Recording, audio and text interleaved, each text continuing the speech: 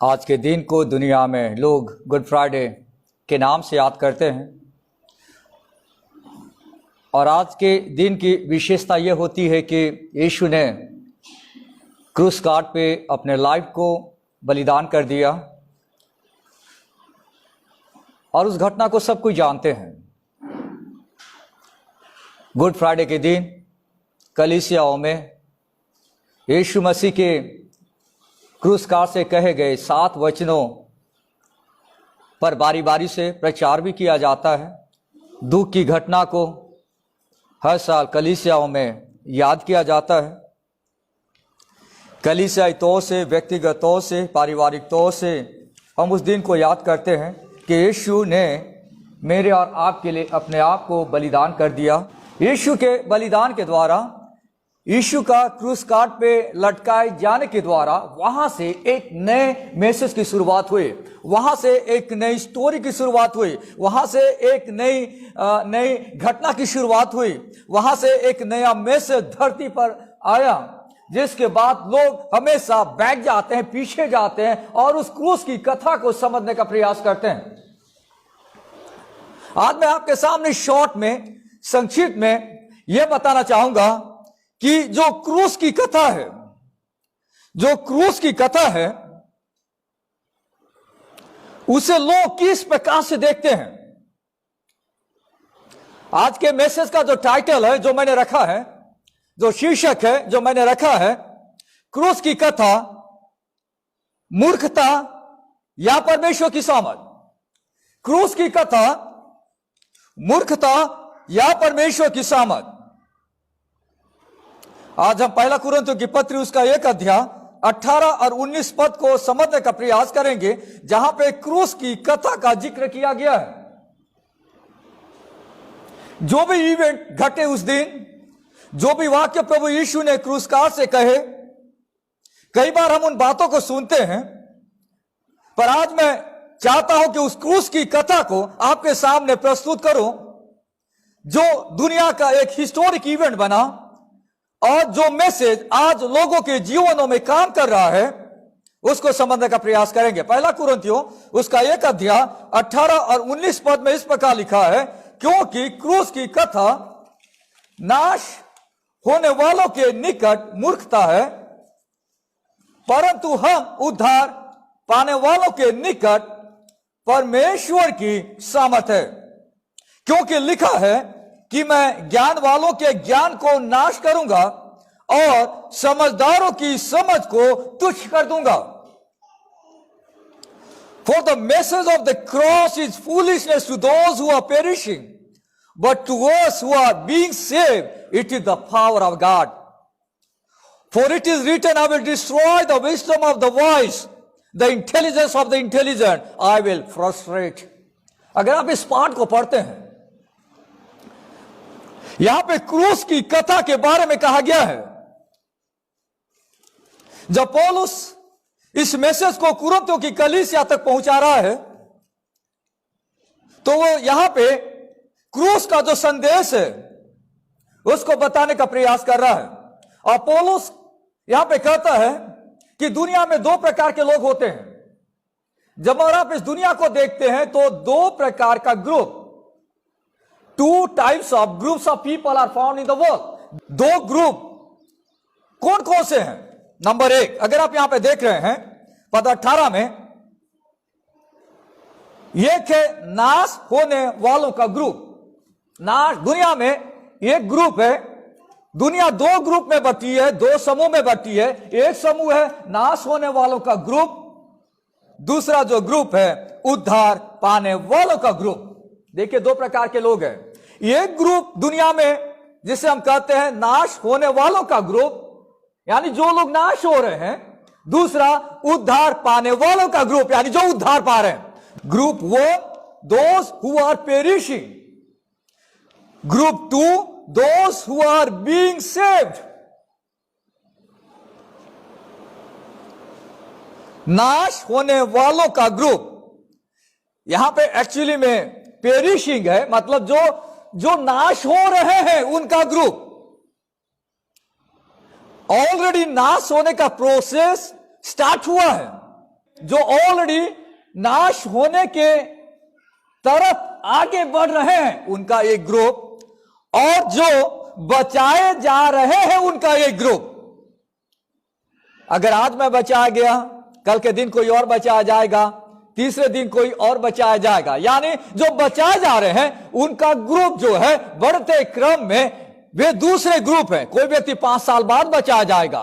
Those who are being saved, 2 प्रकार के group का यह जिक्र किया गया है। और देखिए 2 प्रकार के ग्रुप हैं, 2 प्रकार का डेस्टिनेशन है। नाश होने वालों का जो ग्रुप है वे लोग परमेश्वर के बिना अनंत काल तक नरक की ओर आगे बढ़ रहे हैं। यानी ये वो ग्रुप है जो इटर्निटी के लिए, अनंत काल के लिए नरक में मरता रहेगा। उनका डेस्टिनेशन है, उनका ठिकाना है। जो नाश होने वाले लोग हैं वे आग की झील में, वे नरक में हमेशा के लिए मरते रहेंगे। इनका डेस्टिनेशन, इनका ठिकाना।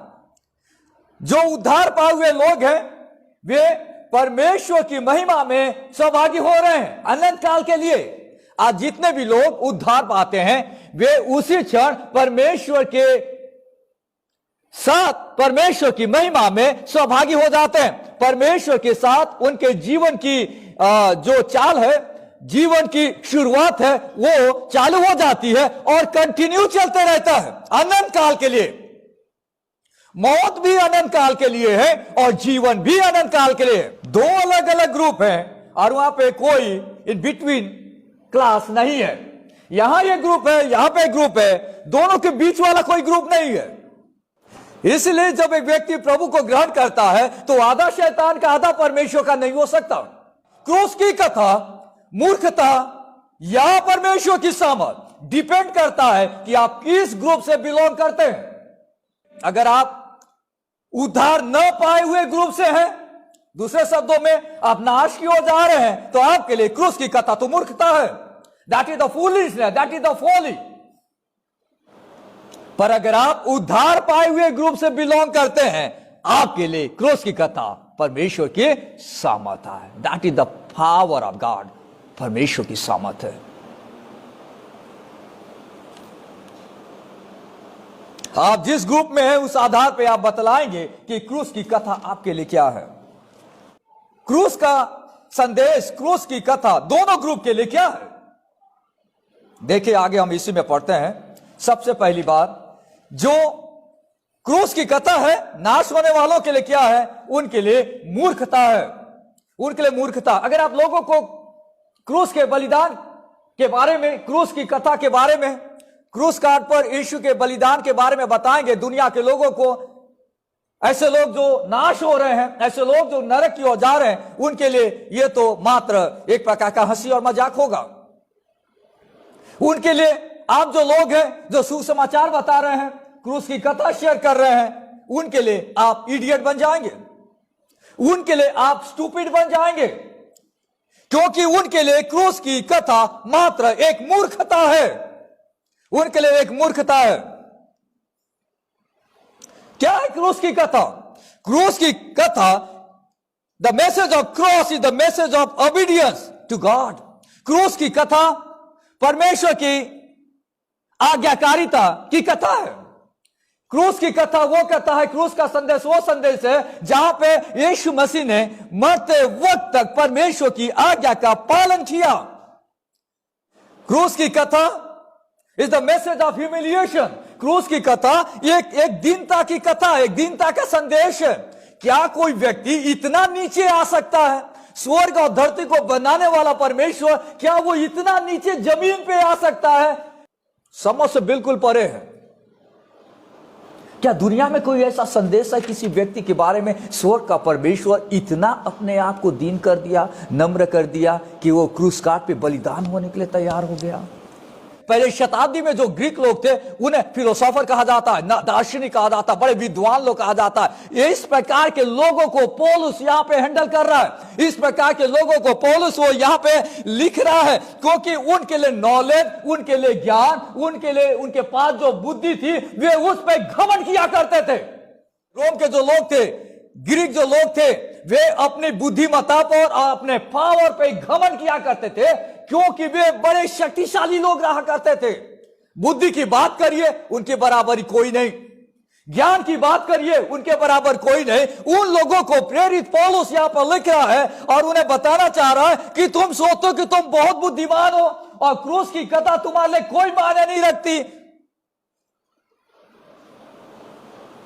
किसी व्यक्ति को जब क्रूस काट पे चढ़ाया जाता तो उसे शेमफुल पनिशमेंट कहा जाता था। पहली शताब्दी में लोग सोचने लगे कि स्वर्ग और पृथ्वी को बनाने वाला परमेश्वर स्वर्ग से नीचे जमीन पर उतर गया और उसने ऐसा दुख सहा जो क्रूस काट पे चढ़ाया जाता है, जो एक प्रकार से लज्जा का कारण है लोगों के लिए। ऐसे जगह पे यीशु को क्रूस काट पे चढ़ा दिया गया, पर उन्हें परमेश्वर के वचन की जानकारी नहीं थी।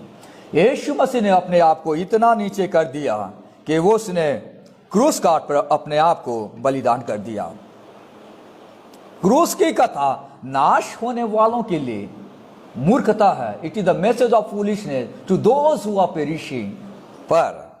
परंतु देखिए यहां पे कॉन्ट्रास्ट है, परंतु हम उद्धार पाने वालों के निकट परमेश्वर की सामर्थ। प्रेज गॉड, परमेश्वर का धन्यवाद हो। अगर आप उद्धार पाए हुए लोग हैं तो आप इस बात को अच्छे से जान सकते हैं कि परमेश्वर का बलिदान, यीशु का क्रूस काट पर बलिदान, मैसेज ऑफ क्रॉस, क्रूस की जो कथा है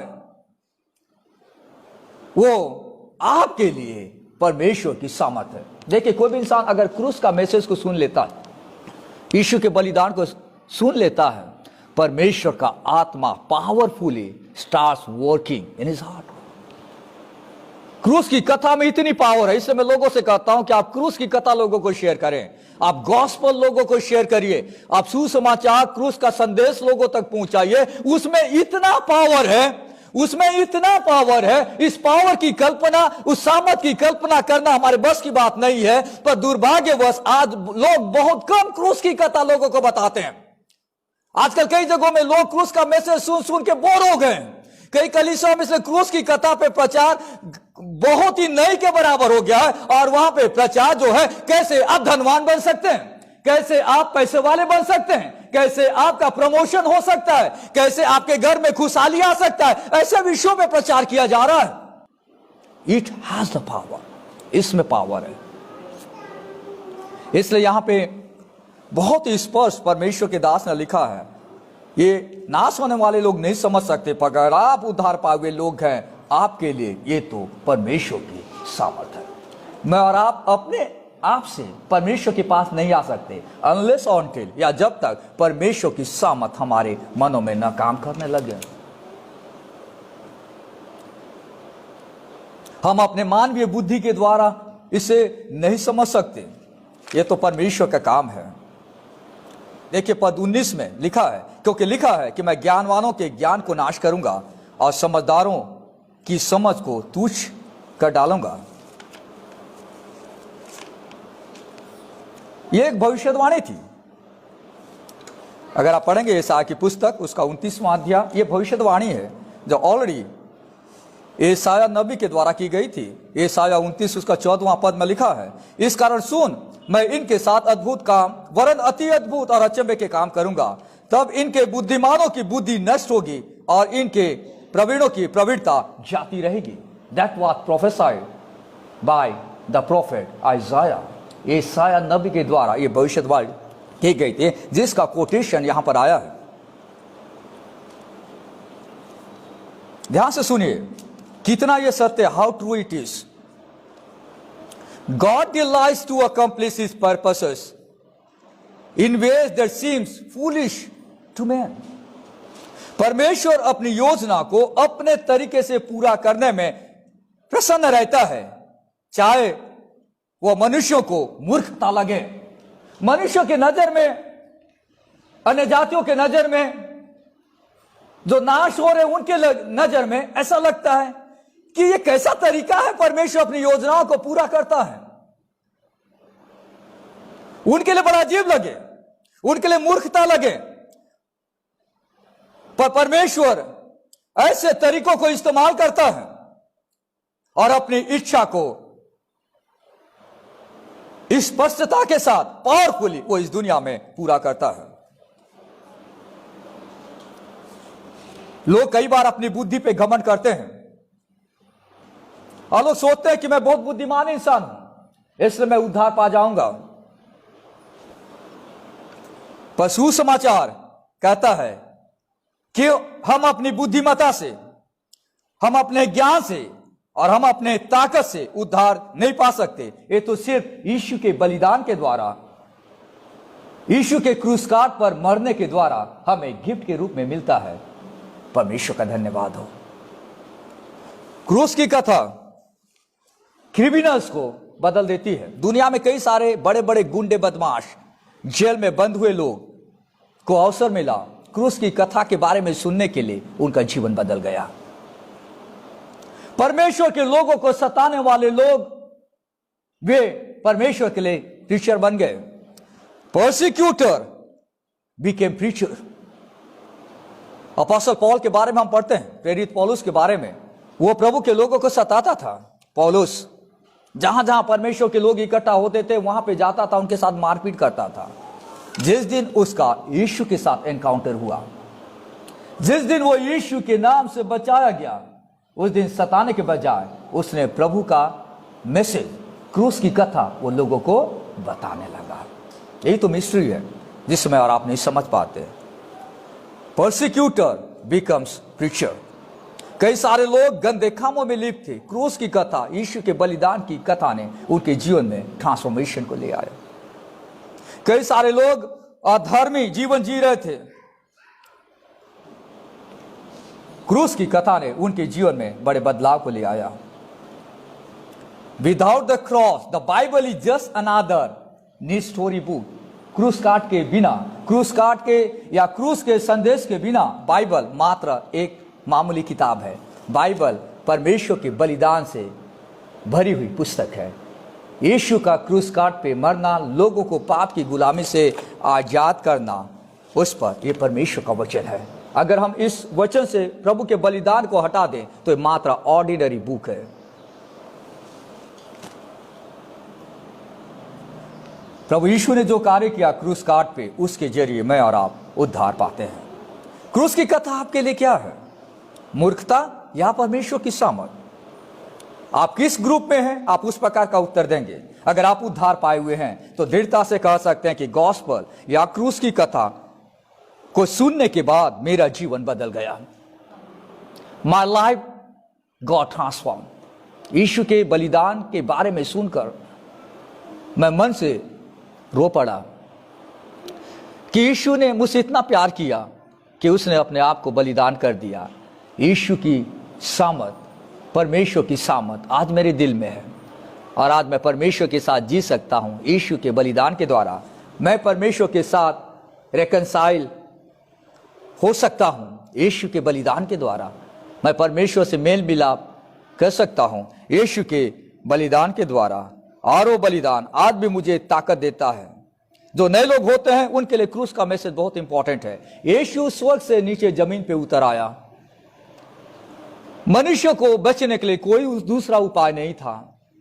यीशु ने परमेश्वर के राइचस डिमांड को पूरा किया और अपने आप को क्रूस काट पे दे दिया कि उसकी मृत्यु के द्वारा दुनिया के सारे लोगों के पाप क्षमा हो जाएं। आज कोई भी इंसान यीशु के बलिदान पर विश्वास करता है और व्यक्तिगत तौर से यीशु को अपने जीवन का उद्धार करता और प्रभु मानता है, वह परमेश्वर की संतान बन जाता है और क्रूस का मैसेज उसके लिए परमेश्वर की सामर्थ बन जाता है। परमेश्वर का धन्यवाद हो। आइए हम अपने आंखों को बंद करें। प्यारे परमेश्वर, हम धन्यवाद देते हैं क्रूस की कथा में जो सामर्थ है उसके द्वारा प्रभु हम बदले गए हैं, हमारा जीवन बदल गया। हम आपको धन्यवाद देते हैं।